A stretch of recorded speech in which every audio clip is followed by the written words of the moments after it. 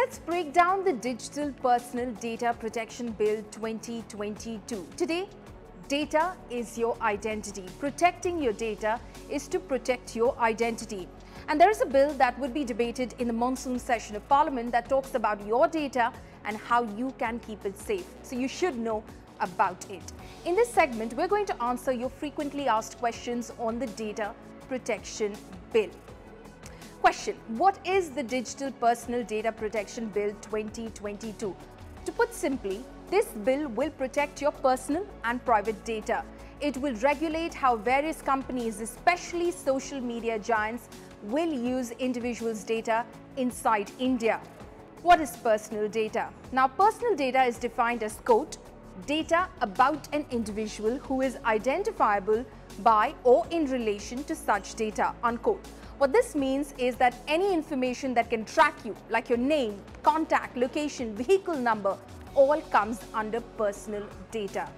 Now the question is, why should I care about my data? On the face of it, someone having your personal data doesn't sound like a big deal, but a lot can happen with your personal data. Don't trust us? Listen to an expert. If I have personal information about any target group of community or members, I can use it for a variety of purposes. For example, if a hacker has that data, he is most likely to go and sell the data to advertisers, to the concerned stakeholders who want to target that particular audience. Just go to ChatGPT today and do some good prompt command engineering and tell ChatGPT that you're not taking no for an answer, and ask ChatGPT on what kind of new ways can you actually adopt for misusing the personally identifiable information of individuals. You'll actually be surprised to find how new and more innovative approaches are being suggested by artificial intelligence algorithms. Not just this, the Supreme Court has mandated that privacy is a fundamental right. Your data is just yours.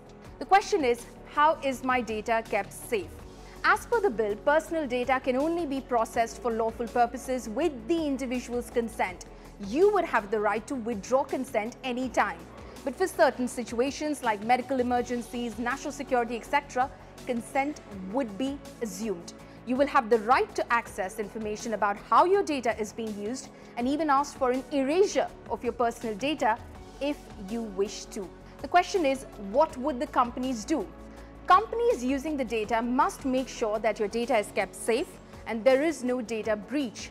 Personal data also needs to be deleted once the purpose of processing has been completed. So for example, if you create a social media account and you have to provide your name, age, gender, after 3 months, you choose to delete that account, then the social media company would have to delete your data. But there would be exceptions in conditions where retaining the data is necessary. What if they fail? The maximum penalty for a data breach by a platform has been set at 250 crore rupees per instance. Is this final?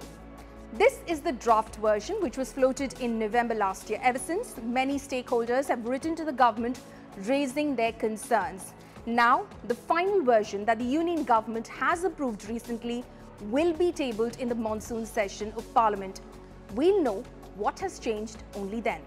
But don't worry, we'll break down that bill and many more such complex issues for you here